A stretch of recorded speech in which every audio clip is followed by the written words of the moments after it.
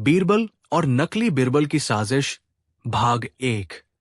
क्या बीरबल बीरबल है या बीरबल भी बीरबल नहीं? शाम का समय था। अकबर का दरबार हमेशा की तरह गुलजार था, पर आज एक अजीब सी बात थी।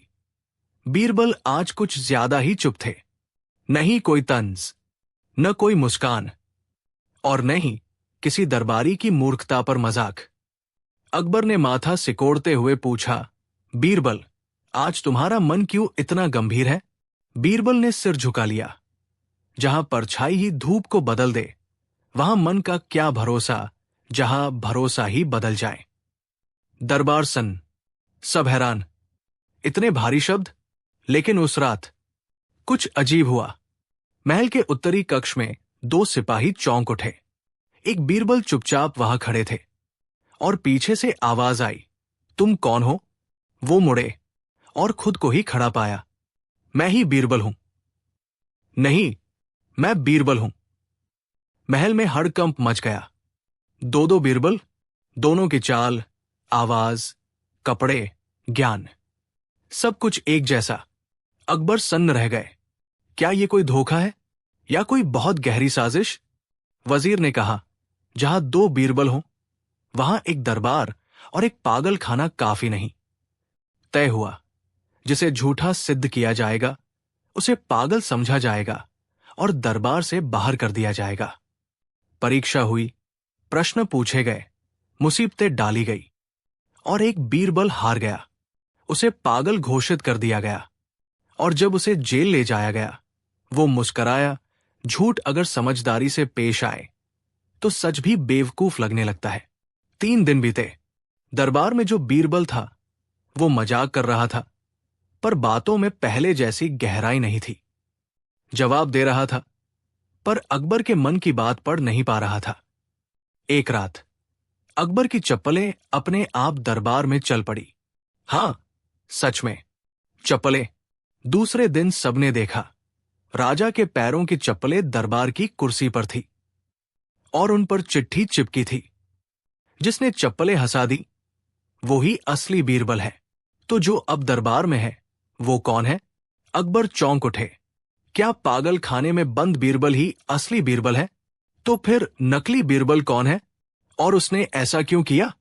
और सबसे बड़ा सवाल, बीरबल की जगह लेने वाला असल में बीरबल से क्या चाहता है? क्या असली बीरबल अब बिना नाम बताए अपनी असली पहचान वापस पा सकेगा, या ये चाल दरबार को बीरबल से हमेशा के लिए दूर कर देगी? भाग 2। क्या कोई झूठ इतना तेज हो सकता है कि वो बीरबल की बुद्धि को भी मात दे जाए? पागल खाने में सुबह का समय था। एक साधारण सी कोठरी में बीरबल लकड़ी की जमीन पर बैठे थे। उनके सामने कुछ मिट्टी, कुछ पत्तियां और एक मुरझाया फूल पड़ा था। एक सिपाही हंसते हुए बोला, बुद्धिमान बीरबल, अब इसी फूल से बादशाह को मनाओगे क्या? बीरबल मुस्कराया, फूल नहीं, सच्चाई ही है जो समय आने पर खिलती है। इधर दरबार में नकली बीरबल अब पूरी तरह राज चला रहा था। अकबर भी धीरे धीरे उसे स्वीकार करने लगे थे, लेकिन उनका मन बेचैन था। रात को एक चिट्ठी फिर से दरबार के ठीक बीच गिरी। उस पर लिखा था, जिस दिन बीरबल चुप हो जाए उस दिन झूठ बोलने लगता है। राजा का माथा ठनका। इसका मतलब क्या है? उसी रात पागल खाने की एक खिड़की से उड़ता हुआ एक कबूतर बाहर गया। उसके पैर में बंधी थी एक पर्ची, और उस पर लिखा था, कल दरबार में आने वाले आम के पत्तों से असली बीरबल पहचाना जा सकता है। अगली सुबह दरबार में 4 थाल आए, हर थाल में आम के पत्ते। नकली बीरबल ने खुद आगे बढ़कर कहा, मैं सिद्ध करता हूं कि ये चाल किसी पागल का है।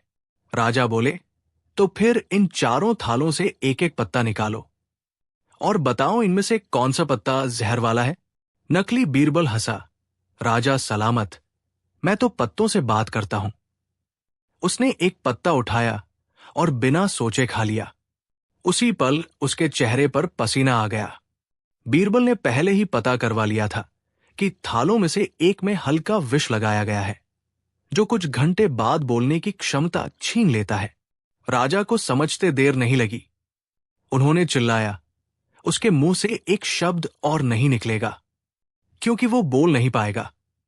पर इससे पहले कि वो उसे पकड़ पाते, नकली बीरबल जमीन पर गिरा और उसकी जेब से एक दूसरा नकाब निकला, एक बुजुर्ग व्यक्ति का चेहरा। राजा ने वो चेहरा देखा और चौंक उठे। ये तो वो आदमी है जिसे हमने सालों पहले राज्य से निष्कासित किया था। ये तो काला वजीर है। भीतर ही भीतर सब चौंक गए। क्यों लौटा वो आदमी? और उसने बीरबल की जगह क्यों ली? और पागल खाने में बंद असली बीरबल को कैसे पता था ये सब? बीरबल को दरबार में वापस बुलाया गया। उन्होंने सिर्फ मुस्कराकर कहा, जिसे अपने नाम की जरूरत पड़े वो बीरबल कैसे हो सकता है? लेकिन तभी बीरबल ने वो नकाब देखा और उसकी आंखों में चमक आ गई। ये नकाब सिर्फ एक चेहरा नहीं छुपा रहा था, ये एक और राज छुपा रहा है। लेकिन कौन सा? क्या नकली बीरबल के पीछे कोई और है? क्या काला वजीर अब भी अकेला नहीं है? और असली रहस्य अब शुरू होने वाला है। अगला भाग, बीरबल और काले वजीर की वापसी में।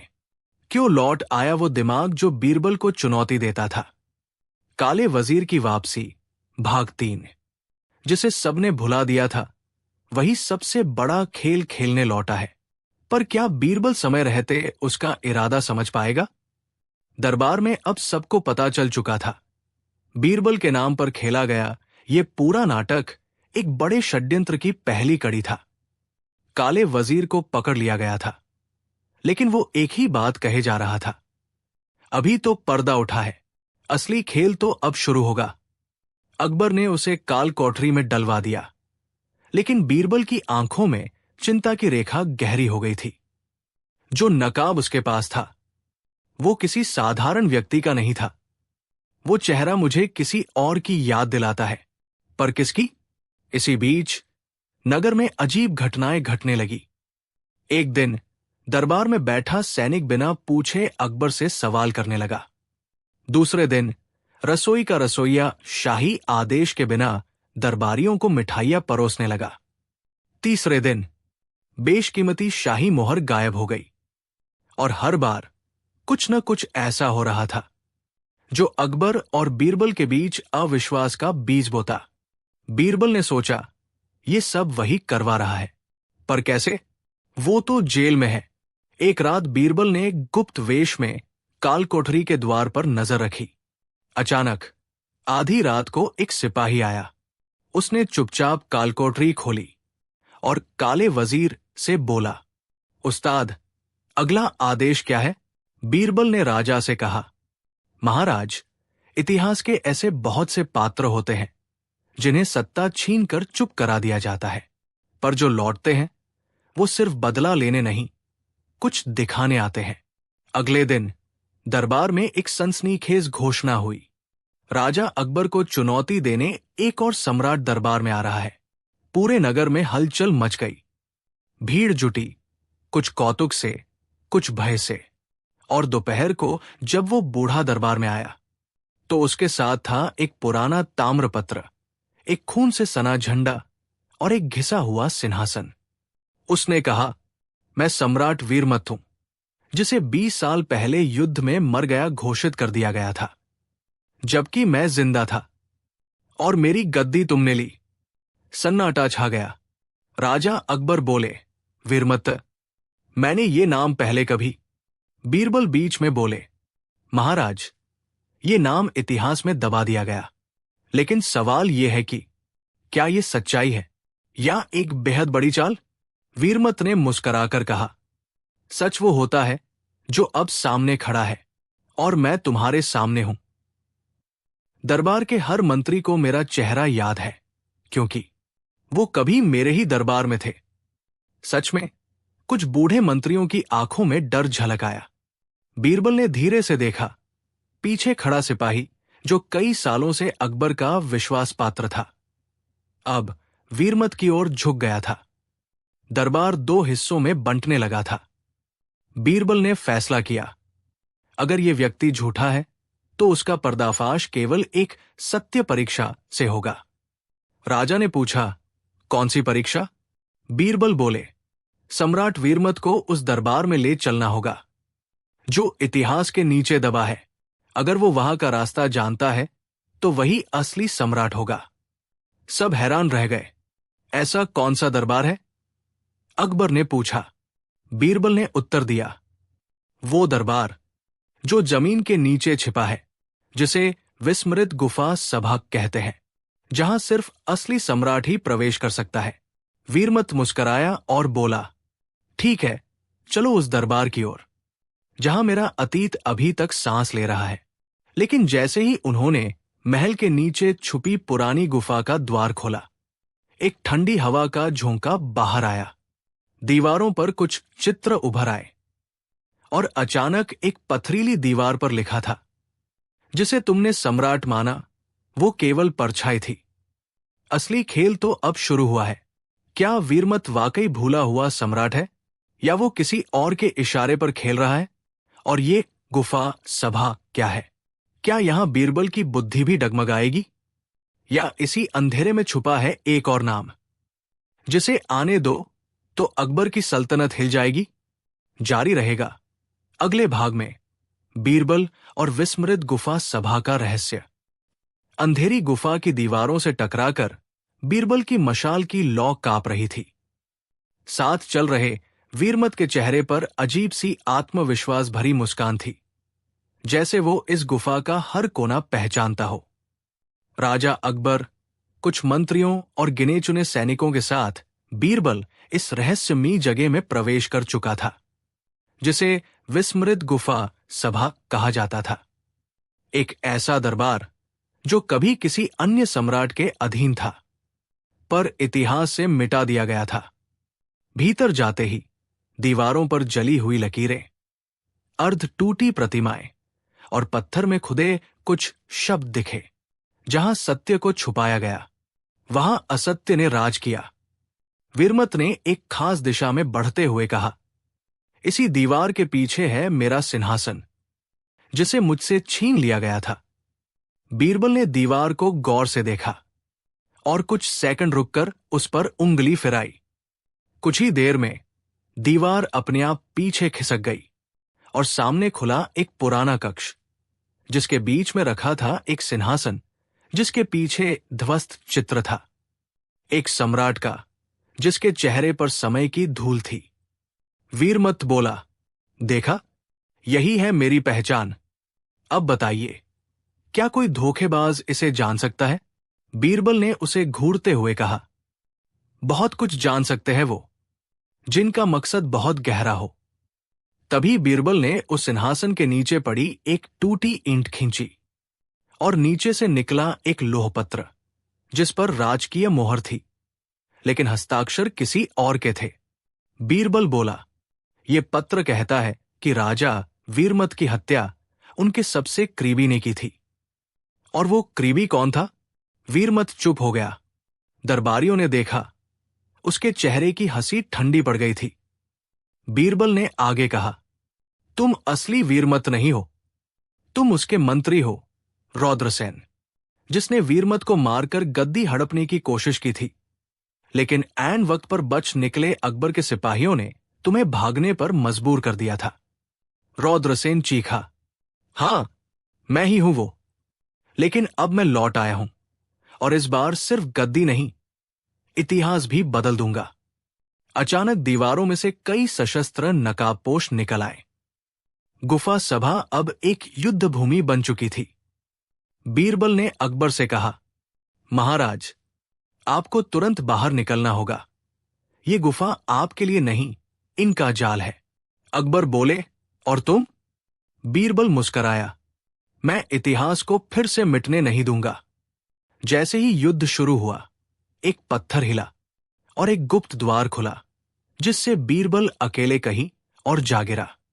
नीचे अंधेरा था, पर दीवारों पर एक और चित्र उभरा, एक नया चेहरा, एक और सम्राट। और उसके नीचे लिखा था, जिसे दोनों सम्राटों ने मिटा दिया, वही सबसे पहले जागा।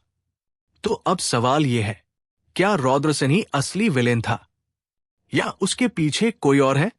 और बीरबल जहां गिरा है, क्या वो किसी तीसरे सम्राट का गुप्त कक्ष है? कहीं इतिहास में कोई ऐसा पन्ना तो नहीं जिसे अब तक किसी ने पलटा ही नहीं था? और अगर है तो क्या बीरबल अब सिर्फ दरबारी नहीं बल्कि इतिहास का रक्षक बन जाएगा? जारी रहेगा अगले भाग में बीरबल और तीसरे सम्राट की वापसी।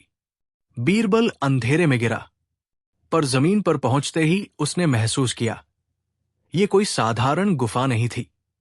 यहां की दीवारें चमक रही थी, जैसे किसी अजीब रोशनी से खुद ब खुद जल उठीन हो।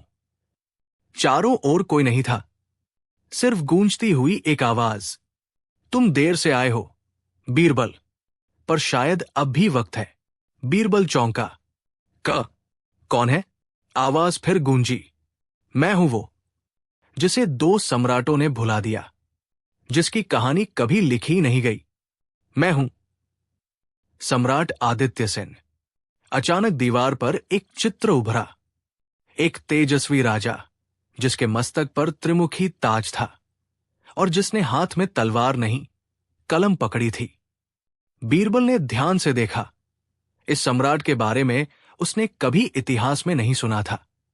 आदित्य सेन, ये नाम तो किसी भी ग्रंथ में नहीं। आवाज बोली, हां, क्योंकि मुझे मिटा दिया गया। पहले वीरमत ने और फिर अकबर के दरबार ने भी मेरी सभ्यता के अवशेष को अपनी ताकत के नीचे दबा दिया। मैं अकेला नहीं था, मेरे साथ था एक पूरा विज्ञान, एक दर्शन, एक न्याय प्रणाली जो बहुत आगे थी इस युग से। बीरबल ने पूछा, तो अब तुम क्या चाहते हो?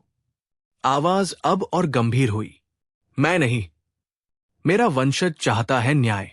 वो जीवित है और यही समय है जब वो लौटेगा, पर उसके लौटने के लिए एक दरवाजा खोलना होगा, एक ऐसा दरवाजा जो सिर्फ बुद्धिमत्ता, न्याय और हिम्मत से ही खुल सकता है। बीरबल के सामने एक पत्थर की मेज उभरी जिस पर 3 संकेत उभरे, एक तराजू, एक जले हुए ग्रंथ का पन्ना और एक बंद मुट्ठी। बीरबल समझ गया, ये सिर्फ संकेत नहीं, 3 प्रश्न हैं, न्याय, इतिहास और शक्ति पर। और जैसे ही उसने पहला संकेत छुआ, एक ध्वनि गूंजी, कौन सही है जब सभी झूठ बोल रहे हों? बीरबल मुस्कराया, जो चुप है और जिसे कोई नहीं सुनता।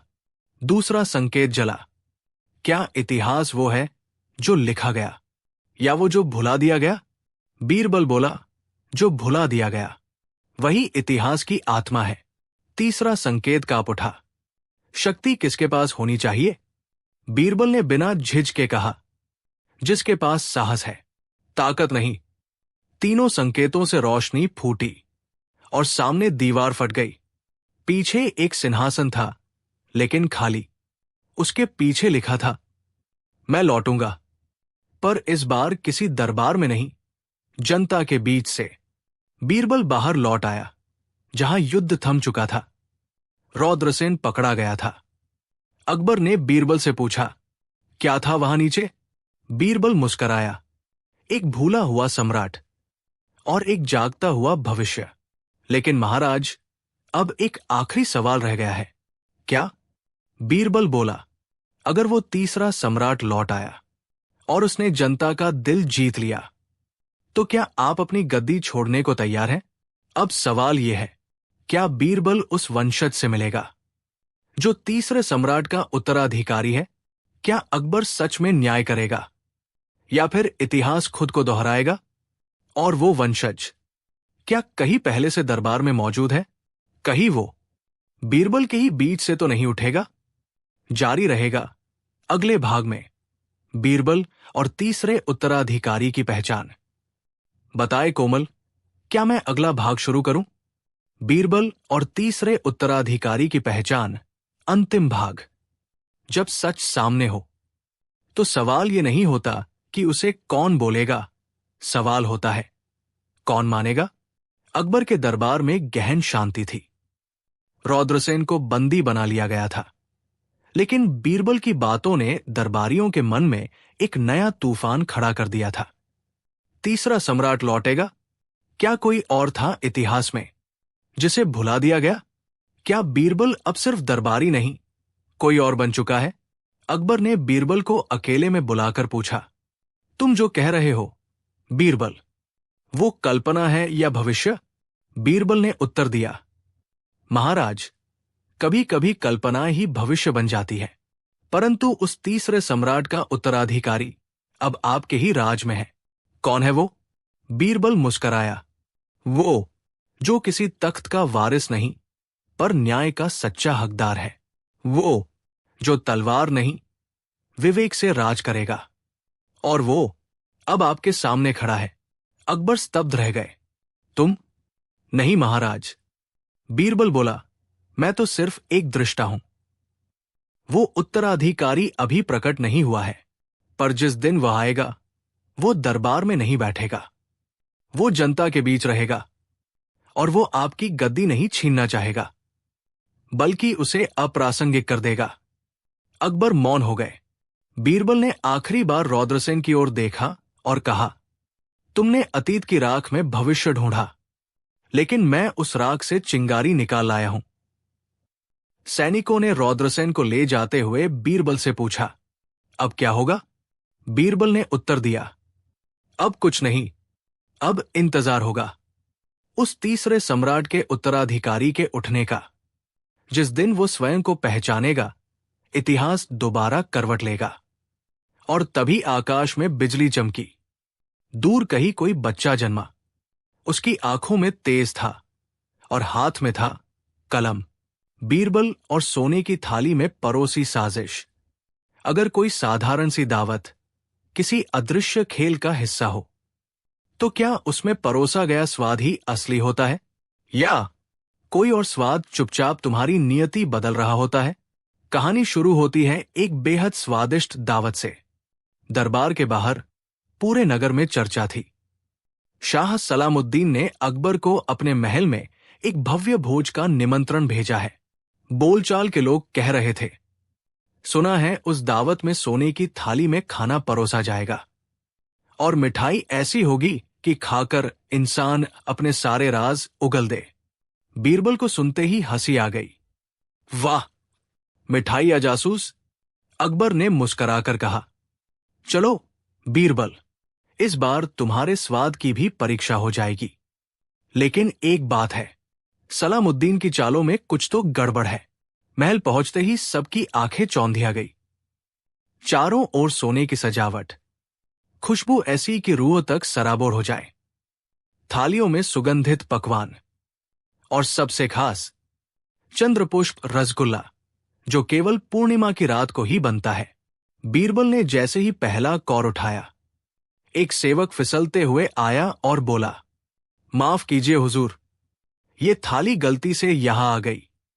ये तो खास गुप्त मेहमान के लिए थी। बीरबल मुस्कराया, कोई बात नहीं, अब तो आधा पेट इसे खा चुका है। अब बताइए, गुप्त मेहमान कौन है? सेवक हकलाया, हुजूर, हमें पता नहीं। अकबर ने भी हैरानी से पूछा, ऐसी कौन सी दावत है जिसमें मेहमान गुप्त होता है? और तभी दरबार की दीवार पर एक परछाई उभरी। एक भेष बदले हुए व्यक्ति ने कहा, बीरबल, अब जब तुमने उस थाली का स्वाद ले ही लिया है, तो क्या तुम वो सपना भी देख चुके हो जो इस रसगुल्ले में छिपा था? बीरबल मुस्कराया, रसगुल्ला तो मीठा था, पर स्वाद में थोड़ा सा डर भी था, जैसे उसमें कोई याद मिलाई गई हो। मेरी नहीं, किसी और की। परछाई बोली, तो अब बताओ, क्या तुम उस सपने को पहचान सकते हो जिसमें तुम्हें राजा बनते हुए देखा गया था? पूरे माहौल में सन्नाटा छा गया। अकबर चौंक गए। क्या मतलब? किसका सपना था ये?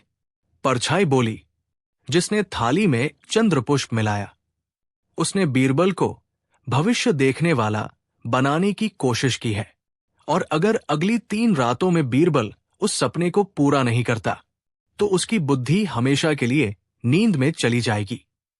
बीरबल ने हंसते हुए कहा, वाह, अब तो मिठाइयां भी मुझे सुलाने लगी है। परछाई बोली, हंस लो बीरबल, पर याद रखो, जिस दिन तुमने खुद को राजा की गद्दी पर देखा, उसी दिन अकबर का अंत शुरू हो चुका था। और फिर परछाई गायब हो गई। बीरबल की हंसी थम गई। अकबर ने उसकी आंखों में देखा। सचमुच कहीं न कहीं एक डर बैठ गया था। बीरबल धीरे से बोला, जहांपनाह, उस परछाई ने झूठ कहा या आधा सच, ये तो अब सिर्फ एक और राज ही बताएगा। अकबर चिंतित हो गए। क्या तुम्हें वो सपना अब भी याद है? बीरबल ने मुस्कुराकर जवाब दिया, हां, और उसमें दरबार था, मैं था, और एक ताज था। लेकिन उस ताज पर एक लिखा हुआ शब्द था, छल। क्या बीरबल वाकई किसी गहरी साजिश में फंस गया है? क्या उस थाली में कुछ ऐसा परोसा गया था जिसने उसका भविष्य बदल दिया? और सबसे बड़ा सवाल, अगर बीरबल राजा बने तो अकबर कहाँ होंगे? जानिए अगले भाग में, बीरबल और सपनों की गद्दी, जहां हंसी के बीच भी छिपी होगी सबसे बड़ी चाल। अगर सपना सच हो जाए तो क्या वो आशीर्वाद होता है या कोई पूर्वजन्म का अधूरा पाप? कहानी वहीं से शुरू होती है जहां बीरबल के होठों पर एक चुपचाप मुस्कान थी, लेकिन उसके मन में गूंज रही थी उस परछाई की आवाज। जिस दिन तुमने खुद को राजा देखा, उसी दिन अकबर का अंत शुरू हुआ। दरबार में उस दिन के बाद एक अजीब सी बेचैनी थी। बीरबल चुप था, लेकिन उसकी आंखें कुछ और देख रही थी। अकबर ने एक दिन पूछा, बीरबल, क्या अब भी वो सपना तुम्हारा पीछा कर रहा है? बीरबल बोला, जहांपनाह, वो सपना नहीं, एक दरवाजा है, और मैं बस उसके बाहर खड़ा हूं। पर अब लगता है दरवाजा खुद मुझे भीतर खींच रहा है। उसी रात बीरबल को फिर वही सपना आया। वो एक गद्दी पर बैठा था, राजा के वस्त्रों में, मुकुट पहने। हजारों लोग उसका जयकारा कर रहे थे। पर एक चीज गलत थी, दरबार खाली था, सिर्फ छायाएं थी, और हर छाया बोल रही थी, बीरबल, अब तुम अकेले हो। सुबह उठते ही बीरबल ने एक निर्णय लिया, मुझे सच का पीछा करना होगा, चाहे रास्ता राजा का क्यों न हो। और इस निर्णय के साथ वो पहुंचा उसी चंद्रपुष्प मिठाई के रचयिता के पास। मिठाई वाला कांपने लगा। हुजूर, मैंने तो बस वैसा ही किया जैसा गुप्त साधुओं ने कहा था। उसने कहा, इस मिठाई में कुछ ऐसे फूल पीस दो जो पुराने जन्मों की स्मृतियां खोल दे। बीरबल चौंक गया। क्या क्या तुम कहना चाहते हो ये सपना मेरा नहीं, मेरे पूर्वजन्म का है? मिठाई वाला सिर झुकाकर बोला, जी। और उसने ये भी कहा था, अगर बीरबल अपने पूर्वजन्म को पहचान ले तो वो इस जन्म के सबसे बड़े सत्य से लड़ सकेगा। और तभी वहां से एक कबूतर उड़कर आया जिसकी चोंच में एक रेशमी कागज था। बीरबल ने उसे खोला और पढ़ा, गद्दी तुम्हारी नहीं, तुम्हारा ऋण है जो कभी पूरा नहीं हुआ। अब लौटो उस जगह जहां कभी तुमने वचन तोड़ा था। वहीं मिलेगा वो राज जो बतलाएगा तुम्हें राजा किसने बनाया था और क्यों। बीरबल की आंखें अब गंभीर हो चुकी थी। उसने पलटकर देखा अकबर की ओर, जो दरबार में उसी गद्दी पर बैठे थे जिसकी छाया बीरबल हर रात देख रहा था। बीरबल मन ही मन सोचने लगा, क्या मैं गद्दी से दूर हूं या बहुत पास? और इस रहस्य के बीच कहानी वही रुक जाती है। क्या बीरबल का सपना किसी पूर्वजन्म से जुड़ा है? क्या वो वाकई एक राजा था कभी? और उस गुप्त साधु का असली चेहरा क्या है? क्या वो सिर्फ एक भूत है या कोई और खेल रच रहा है बीरबल की विरासत से? जानिए अगले भाग में, बीरबल और वचन की वापसी, जहां हर वादा खोलेगा एक दबी हुई दास्तान। बीरबल ने दरबार से छुट्टी ली और निकल पड़ा, एक ऐसे स्थान की ओर जिसे वो जानता तो नहीं था, पर उसका मन उस दिशा में खिंचता चला गया। चलते चलते वो पहुंचा एक निर्जन वन में, जहां एक पुराना खंडहर खड़ा था। दीवारों पर लताओं ने अपनी कहानी लिख रखी थी और हर पत्थर से कोई पुरानी सांसें निकलती थी। खंडहर के बीच एक टूटा हुआ सिंहासन था। बीरबल जैसे ही उसके पास गया, एक आवाज गूंजी, अंततः तुम लौटे। बीरबल ने चौंक कर पूछा, कौन? एक बूढ़ा साधु प्रकट हुआ, जिसकी आंखें धुएं जैसी थीं और आवाज राख जैसी। साधु बोला, मैं वही हूं जिससे तुमने वचन लिया था और जिसे तुमने उसी गद्दी के लिए छोड़ दिया। बीरबल की सांसें रुक गई। मैंने? कब? कैसे? साधु बोला, पूर्व जन्म में, जब तुम राजा अंबरसेन थे, तुमने गद्दी की रक्षा के लिए अपने सच्चे मित्र को धोखा दिया था, और वो मित्र मैं था। बीरबल की आंखों में पुरानी स्मृतियां उभरने लगी। एक पुराना दरबार, एक राजा, एक मित्र और एक वादा। जब समय आएगा मैं तुझे गद्दी दूंगा, पर अभी नहीं। पर समय कभी नहीं आया। गद्दी भी छिन गई और मित्र वैर में बदल गया। बीरबल ने साधु से कहा, अगर मैंने तुम्हें धोखा दिया था तो आज मुझसे बदला क्यों नहीं लेते? ये सपने, ये मिठाई, ये रहस्य, ये सब क्यों? साधु बोला, क्योंकि मैंने भी वचन लिया था कि मैं तुझे तेरे कर्मों का बोध कराऊंगा, और अगर तू बदल गया हो तो तुझे फिर से गद्दी नहीं, निर्णय दिया जाएगा। और तभी खंडहर की दीवार अपने आप खुल गई। अंदर एक गुप्त कक्ष था, जहां एक नई गद्दी रखी थी, लेकिन उस पर लिखा था, यह सिंहासन नहीं, परीक्षा है। जो बैठा वो राजा नहीं, वो खुद के सबसे बड़े प्रश्न का उत्तर बनता है। बीरबल साधु की ओर मुड़ा और बोला, अब मैं राजा नहीं बनना चाहता, मैं जवाब चाहता हूं। क्यों ये सब आज हो रहा है? क्यों वो परछाई, वो सपना? और अब तुम? साधु मुस्कराया और बोला, क्योंकि अकबर को हटाकर कोई और गद्दी पर बैठना चाहता है। मैं नहीं, पर कोई है जो तुम्हारे अतीत को मोहरा बनाकर भविष्य में अपनी सत्ता चाहता है। बीरबल की आंखों में आग चमकी। कौन है वो? साधु बोला, वो जो कभी अकबर का शिष्य था, जिसने तुम्हारी बुद्धि से जलकर अपने गुरुओं को छोड़ दिया, और अब उसने 3 चक्र रच डाले हैं। 3 ऐसी घटनाएं जो अगर पूरी हो गई तो अकबर की सत्ता सदा के लिए मिट जाएगी, और कहानी यही रुकती है। अब बीरबल को उन 3 चक्रों को रोकना होगा। लेकिन पहला चक्र कब शुरू होगा, कहां, और वो रहस्यमय शिष्य कौन है जो अब बीरबल के अतीत को उसकी कमजोरी बनाना चाहता है? जानिए अगले भाग में। बीरबल और 3 चक्रों का युद्ध, जहां चालें पुरानी होंगी लेकिन चालबाज नया होगा।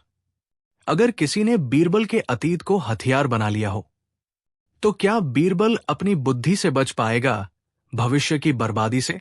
अब तक बीरबल को पता चल चुका था कि कोई है जो अकबर की सत्ता को मिटाकर बीरबल के अतीत को उसकी कमजोरी बनाकर इस्तेमाल करना चाहता है, और वो व्यक्ति कोई मामूली नहीं, अकबर का ही एक पुराना त्यागा हुआ शिष्य है। उसने 3 चक्रों की योजना बनाई है, 3 रहस्यमयी घटनाएं, जिनके पूरे होते ही सल्तनत डगमगा उठेगी। पहला चक्र शुरू हो चुका था, पर किसी को पता नहीं था कहां, कैसे। अकबर दरबार में प्रसन्न थे, लेकिन अचानक राजधानी के बाजारों से खबर आई, सालों से बंद पड़ा ताजगीर खजाना खुल गया है। बीरबल चौंका। ताजगीर खजाना, एक रहस्यमयी खजाना जो सम्राट हुमायूं के जमाने में दफन किया गया था, और जिसे खोलने का हक सिर्फ शाही हस्ताक्षर से था। लेकिन अब लोग कह रहे थे, वहां से एक युवक निकला जो खुद को सच्चा वारिस बता रहा है। बीरबल उसी वक्त पहुंचा उस खजाने की गुफा के पास। भीड़ के बीच एक युवक खड़ा था, तेजस्वी, आत्मविश्वासी और आंखों में चुनौती।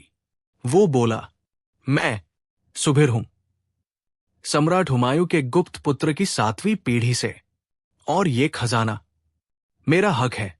बीरबल ने मुस्कुराकर पूछा, हक साबित करने के लिए क्या लाए हो?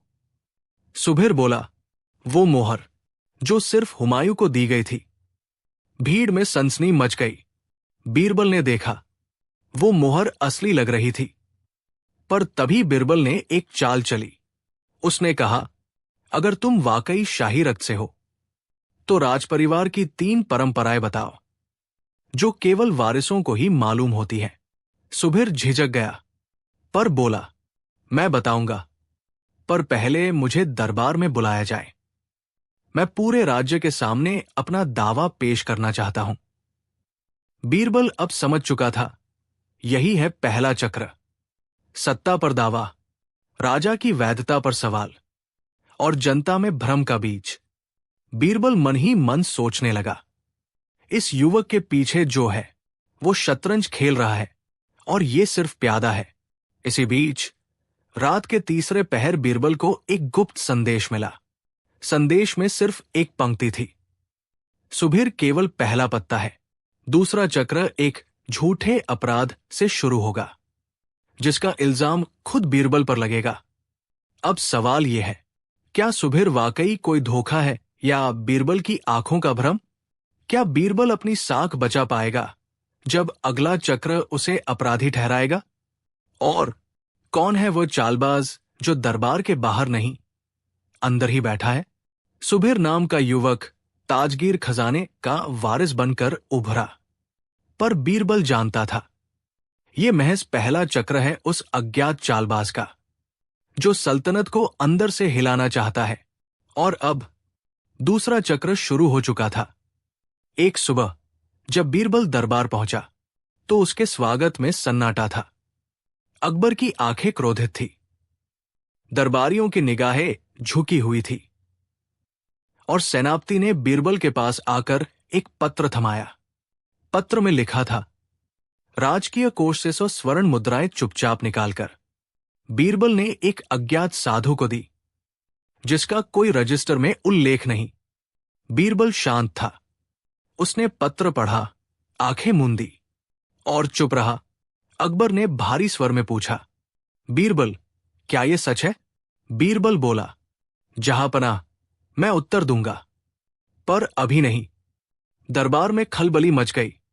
सुबीर ने उसी क्षण बोलने का अवसर पाया। वो आगे आया और बोला, जहांपनाह, अगर न्याय में देरी हो तो अन्याय पनपता है। क्या यह सही है कि जो व्यक्ति भविष्य में भी गद्दी का सपना देखता है वो गुप्त तरीके से सत्ता को कमजोर कर रहा है? बीरबल ने उसकी ओर देखा। जो सपने में गद्दी देखे वो दोषी नहीं होता, लेकिन जो दूसरों को सपने दिखाकर सच्चाई से भटकाए वो जरूर गद्दार होता है। सुबीर मुस्कराया, एक ऐसी मुस्कान जो अगले वार की भूमिका थी। उसी रात बीरबल चुपचाप उसी अज्ञात साधु को खोजने निकल पड़ा जिसका नाम दोष में घसीटा गया था, और एक जंगल की सूखी नदी के किनारे उसे वो मिला, पर जिस हाल में वो चौंकाने वाला था। साधु घायल था, बोल नहीं पा रहा था, पर उसकी हथेली में मुट्ठी भींची हुई थी। बीरबल ने धीरे से उसकी हथेली खोली और वहां एक कागज का टुकड़ा था जिस पर लिखा था, मैंने बीरबल से कोई धन नहीं लिया, पर जिसने मुझे भेजा उसका नाम था। और उसके बाद शब्द मिट चुके थे, केवल एक संकेत बचा था, एक आधा जला हुआ चक्र का चिन्ह। बीरबल अब समझ चुका था, दूसरा चक्र पूरा हो गया है। अब सल्तनत को यह यकीन दिलाया जा चुका है कि बीरबल खुद सत्ता के खिलाफ षड्यंत्र रच रहा है और कहानी यही रुकती है। अब सवाल यह है, क्या बीरबल खुद को निर्दोष साबित कर पाएगा? क्या सुबीर अकेला खेल रहा है या कोई और दरबारी भी इस खेल का हिस्सा है? और तीसरा चक्र क्या होगा जो सल्तनत को सीधा तोड़ेगा? क्या वो चक्र अकबर को ही बीरबल से दूर कर देगा? बीरबल पर लगा गुप्त कोष का आरोप, दरबार में उठी फुसफुसाहटें और सुबीर का उदय, सब कुछ सलीके से रचा गया था। एक ऐसी चाल जो बीरबल को गिराकर सल्तनत को भीतर से खोखला कर दे। अब तीसरा और अंतिम चक्र चालू हो चुका था। तीसरा चक्र था राजा और वफादार के बीच दरार। दरबार में एक गुप्त पत्र पहुंचा था जिसमें लिखा था, बीरबल ने कहा है कि अकबर बूढ़ा हो चुका है और अब सल्तनत को एक नए सोच वाले सम्राट की जरूरत है, और ये समय सुबीर का है। अकबर का दिल हिल गया। उन्होंने बीरबल को बुलाया। आंखों में ठंडक नहीं, बल्कि धुआं था। बीरबल, क्या तुम वाकई बदल गए हो? बीरबल चुप था। फिर बोला, जहांपनाह, मैं आपको बदलने की बात क्यों करूंगा, जब मेरी सबसे बड़ी ताकत ही आप है। पर दरबार में अब तक अविश्वास का जहर फैल चुका था। बीरबल ने कहा, मुझे सिर्फ एक रात दीजिए। कल सूरज उगेगा और पूरा खेल आपके सामने होगा। अगली सुबह अकबर दरबार में बैठे थे। सुबेर, वजीर, सेनापति सभी मौजूद थे। तभी बीरबल आया। हाथ में एक पिंजरा था जिसमें 3 कबूतर थे और हर कबूतर के पंख पर एक चक्र बना था। सभी चकित हुए। बीरबल ने कहा, जहांपनाह, ये 3 कबूतर 3 चक्रों के प्रतीक हैं और अब मैं इन्हें छोड़ता हूं। देखिए कैसे सच्चाई उड़कर सामने आती है। उसने पहला कबूतर छोड़ा, जो उड़कर गया और सीधा जाकर कोषाध्यक्ष के कक्ष में बैठ गया। दूसरा कबूतर सीधा गया सुबेर के गुप्त ठिकाने पर, जहां पहले से तैनात सिपाहियों ने एक संदूक जब्त किया, जिसमें थी नकली राजमोहर और सुबेर की असली पहचान। एक नौटंकी का कलाकार, जिसे सोने का लालच देकर किराए पर रखा गया था। तीसरा कबूतर उड़ता उड़ता गया और आकर बैठा दरबार के सबसे चुप दरबारी शेख यूसुफ के कंधे पर। बीरबल मुस्कराया। तीनों चक्रों के पीछे यही था असली सूत्रधार, शेख यूसुफ, जो वर्षों से दरबार में था। पर दिल में जलन थी कि बीरबल को वो दर्जा मिला जो उसे कभी न मिला। उसने ही सुबेर को तैयार किया, नकली मोहर बनवाई, झूठा साधु भेजा और गुप्त पत्र दरबार में फिंकवाए। अकबर के चेहरे पर बिजली सी चमकी। और वो कोष बात? बीरबल बोला, जहांपनाह, वो 100 स्वर्ण मुद्राएं एक गुप्त निगरानी दस्ते को दी गई थी, जो पिछले कई महीनों से शेख यूसुफ की गतिविधियों पर नजर रख रहा था। मैंने सब जानबूझकर सहा, क्योंकि कभी कभी सच्चाई का रंग झूठ के साए में ही चमकता है। दरबार में सन्नाटा था। फिर तालियां गूंजी और शेख यूसुफ को गिरफ्तार कर लिया गया। सुबेर ने हाथ जोड़कर माफी मांगी। बीरबल ने मुस्कुराकर कहा, कलाकार को दोष मत दो। जिसने खेल लिखा वो ही असली खिलाड़ी था। अकबर ने बीरबल को गले लगाकर कहा, बीरबल, तू न होता तो ये सल्तनत सिर्फ गद्दी रह जाती, राज नहीं। बीरबल बोला, जहांपनाह, चाले चलने वाले बहुत हैं, पर जवाब देने वाले अगर सच्चे हों तो हर चाल बेअसर हो जाती है। बीरबल और गूंगे राजा की गूंज। अगर एक राजा अचानक सब कुछ बोलना छोड़ दे तो क्या उसकी चुप्पी एक साजिश बन सकती है? अकबर के दरबार में उस दिन सब कुछ सामान्य था। कुछ दरबारी चाटुकारिता में व्यस्त थे तो कुछ अपनी मूर्खताओं को ज्ञान का चोला पहना रहे थे। तभी एक संदेशवाहक थकती सांसों के साथ दरबार में घुसा। जहांपनाह, वो घबराया हुआ बोला, राजा मृगतिलक। अब बोल नहीं रहे। उन्होंने मुंह सिल लिया है। पूरा दरबार सन्न रह गया। क्या? मुंह सिल लिया? खुद से? अकबर चौंक पड़े।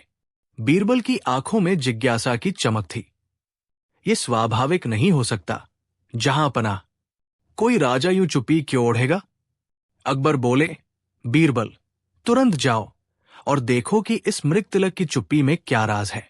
राजा मृगतिलक का राज्य वागधारा, एक शांत और समृद्ध भूमि, जहां के लोग कहते थे, यहां शब्दों का शासन चलता है, राजा के हर वाक्य को विधान माना जाता है। पर जब बीरबल वहां पहुंचा तो पाया कि पूरा राज्य जैसे मौन में बसा हो। सड़कों पर सन्नाटा, दरबार में सन्नाटा, और सबसे विचित्र बात, राजा मृगतिलक एक सुनहरी पालकी में बैठा था। मुंह पर सफेद रेशमी पट्टी बंधी हुई और आंखों में कोई डर नहीं, बस एक चुप्पी की मुस्कान। राजमहल में चुप्पी इतनी घनी थी कि बीरबल को अपनी ही सांसें तेज लग रही थी। पर उसकी बुद्धि हमेशा की तरह सवाल करने लगी। राजा बोल नहीं रहे हैं, पर मुस्कुरा क्यों रहे हैं?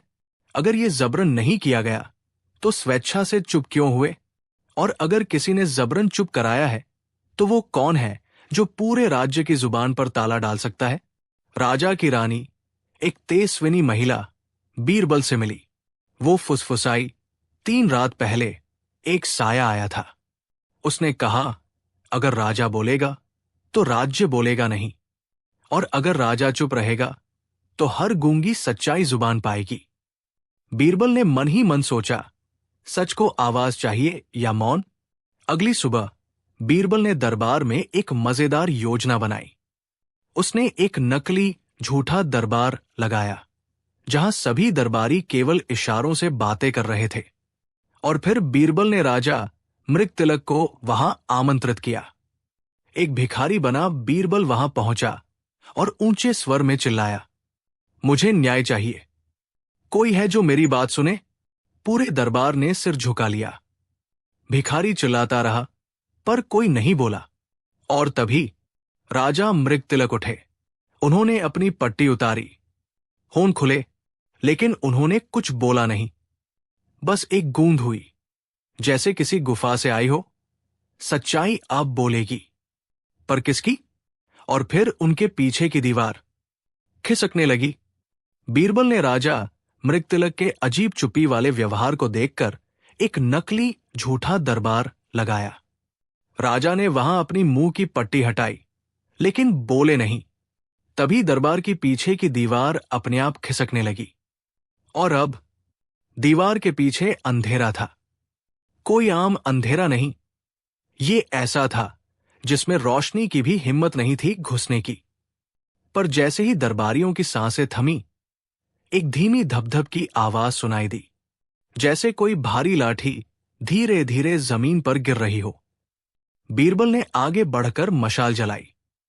सामने खड़ा था एक अजीब सा व्यक्ति, काले वस्त्रों में लिपटा हुआ, सिर पर लंबा सफेद साफा और आंखें ऐसी जैसे रात की परछाइयों में चमकती हों। तुम कौन हो? बीरबल ने पूछा। उसने लाठी जमीन पर टप टप मारते हुए जवाब दिया, मैं हूं सन्नाटे का सौदागर, जो चुप्पियों को खरीदता है और आवाजों को गिरवी रखता है। बीरबल की आंखें सिकुड़ गई। राजा मृगतिलक की चुप्पी तुमने खरीदी? नहीं, वो हंसा, उन्होंने खुद बेची, ताकि एक सच छुपा रहे। दरबारियों के चेहरों पर भय उभर आया और बीरबल की जिज्ञासा फिर जागी। कैसा सच? सन्नाटे के सौदागर ने एक चमकता पत्थर बीरबल की ओर फेंका। उसमें एक पुरानी सभा की झलक उभरी, एक गुप्त दरबार जहां राजा मृगतिलक किसी बुजुर्ग संत को आदेश दे रहे थे। इस भविष्यवाणी को कोई न जाने, चुप्पी ही इसका मूल्य है। बीरबल फौरन बोला, कौन सी भविष्यवाणी? लेकिन सन्नाटे का सौदागर धुआं बनकर गायब हो गया। पत्थर में सिर्फ एक शब्द चमक रहा था, वक्त का विद्रोह। राजा मृगतिलक बीरबल के पास आए, बोले नहीं, लेकिन हाथों से एक पुराना ताम्रपत्र सौंपा। उस पर लिखा था, जब वक्त वक्त के खिलाफ होगा तो वो दरबार जागेगा जो कभी था ही नहीं, और तब जो बोलेगा वही मिटेगा। बीरबल बड़बड़ाया, ये किस दरबार की बात हो रही है जो कभी था ही नहीं? तभी ताम्रपत्र की स्याही नीली होकर उड़ने लगी और हवा में कुछ शब्द बनते गए, अनदेखा दरबार। और फिर पूरा महल अचानक जोर से कांप उठा। दीवारें खुद ब खुद हिलने लगी और जमीन के नीचे से एक रहस्यमयी सीढ़ियां बाहर आने लगी। अब की कहानी, वो सीढ़ियां जो जमीन से बाहर निकली थी, किसी आम तहखाने की नहीं लग रही थी। वे खुद पत्थरों को चीरती हुई बनी थी, जैसे किसी शक्ति ने समय के साथ छेड़छाड़ की हो। बीरबल ने राजा मृगतिलक की ओर देखा। राजा की आंखों में डर नहीं, बल्कि राहत थी, मानो वो यही चाहते थे कि कोई उस दरबार तक पहुंचे। चलो, बीरबल बोले, मशाल उठाई और सीढ़ियां उतरने लगे।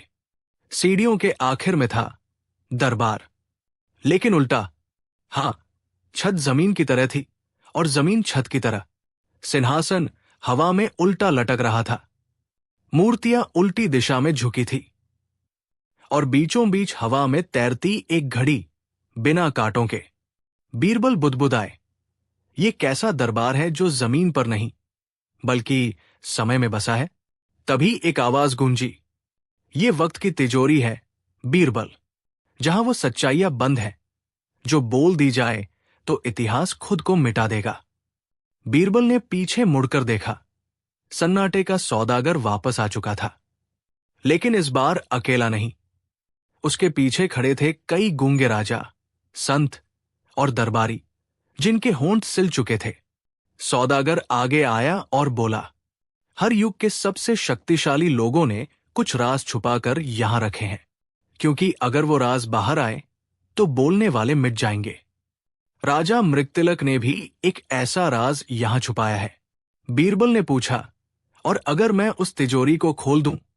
सौदागर की मुस्कान ठंडी थी, तो वक्त खुद तेरे खिलाफ गवाही देगा। तभी अचानक वो घड़ी जो हवा में तैर रही थी कांपने लगी। उसमें कांटे उभरने लगे। एक पीछे जा रहा था, दूसरा तेजी से आगे, और दोनों कांटे एक बिंदु पर टकरा गए और तिजोरी खुल गई। तिजोरी से निकली एक चमकदार धूल और एक आवाज, अकबर। वो पहला नहीं था। बीरबल ठिठक गया। क्या मतलब? तिजोरी के भीतर अब एक पुराना शाही फरमान उड़ता हुआ आया, जिस पर मुहर थी सम्राट समरगुप्त की, और उसमें लिखा था, अगर ये तिजोरी खुले तो जान लेना, तुम्हारा सम्राट अकबर असल में उस गुप्त रक्तवंश का उत्तराधिकारी है जिसने इतिहास को दो भागों में बांटा था, एक जो दिखा और एक जो कभी बताया ही नहीं गया। अब की कहानी। बीरबल का दिमाग गरम तवे पर फिसलती बूंद की तरह खौल रहा था। अगर अकबर खुद एक छिपे हुए सम्राट के वंशज है, तो फिर आज तक जो इतिहास हमने जिया, क्या वो एक धोखा था? वो ताम्रपत्र अभी भी हवा में तैर रहा था, और तभी एक नई आकृति उसमें उभरी। एक चेहरा, गंभीर, तेजस्वी और विकराल आंखों वाला, जिसके सिर पर मुकुट था, लेकिन उस मुकुट पर समय की रेत जमी थी।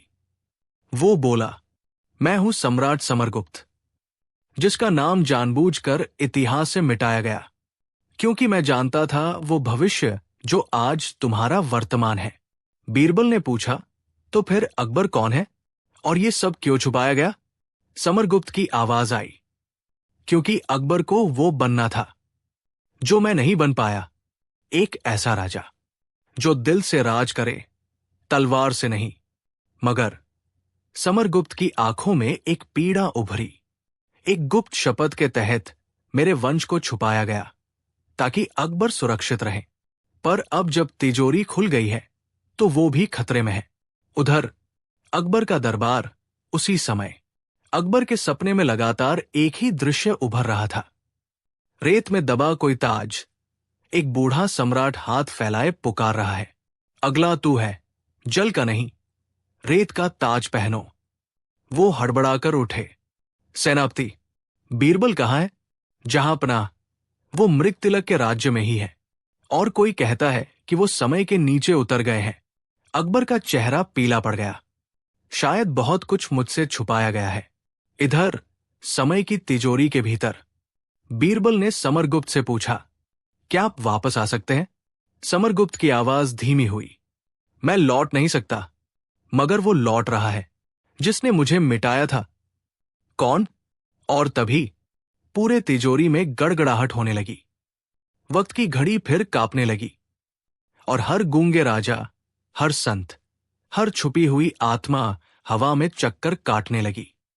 एक गहराई से आवाज आई, समरगुप्त को मैंने हराया था, अब उसके उत्तराधिकारी को मिटाने आया हूं। बीरबल ने घूम कर देखा। एक छाया, लाल आंखें, बिना चेहरा, और हवा में तैरता एक मुकुट जिस पर लिखा था कालनायक। अब की कहानी। पूरा तिजोरी दरबार कांप रहा था। कालनायक की लाल आंखें सीधे बीरबल की आत्मा में उतर रही थी। उसकी आवाज वैसी नहीं थी जिसे कानों से सुना जाए। वो दिमाग के भीतर गूंजती थी, जैसे कोई बुरे ख्वाब की पड़ी पड़ी सड़ी गंध। बीरबल। उसने नाम लिया तो बीरबल को ऐसा लगा जैसे वर्षों पुरानी कोई बात उसी क्षण घट रही हो। तू भी उसी की तरह बोलता है, सवाल करता है, मगर जान ले, जो वक्त की रेखा को टटोलते हैं उन्हें वक्त मिटा देता है। बीरबल पीछे नहीं हटा। कौन है तू? इतिहास से बाहर पैदा हुआ है क्या? कालनायक धीरे धीरे जमीन पर उतरा। मैं वो हूं जो हर युग में छुपाया गया, हर राजा के डर में जिया गया। मैं भविष्य का खलनायक नहीं, भूत का झूठा नायक हूं। तूने समरगुप्त को क्यों मिटाया? क्योंकि वो सत्य को बोलने लगा था, और सच सबसे बड़ा विद्रोह है। अगर उसने अपनी वंशज को राजपाट दिया होता तो तू आज ये सवाल पूछने लायक नहीं बचता। उधर अकबर का महल। अकबर ने पुराने महल के तहखानों को खुदवाना शुरू किया था। मुझे अपने वंश का सच चाहिए, उन्होंने ऐलान किया। और तभी एक पुराना सैनिक भागता हुआ आया। जहां पनाह, हमें रेत में दबा एक ताज मिला है, उस पर समरगुप्त की मुहर है। अकबर की आंखों में जलन उभरी। रेत में ताज, जैसे मेरे सपने में था। तो क्या मैं एक सपना जी रहा हूं जो किसी और का था? इधर समय की तिजोरी में बीरबल ने आगे बढ़कर समरगुप्त के फरमान को वापस घड़ी में डाला। अगर तिजोरी वक्त की है तो शायद समय ही इसका ताला भी है। बीरबल ने चिल्लाया, समय के रक्षक प्रकट हो। अचानक पूरा कक्ष चांदी जैसी रोशनी से भर गया और 7 अलग अलग रंगों की आभा लिए 7 आकृतियां प्रकट हुई। काल संरक्षक, उन्होंने एक साथ कहा।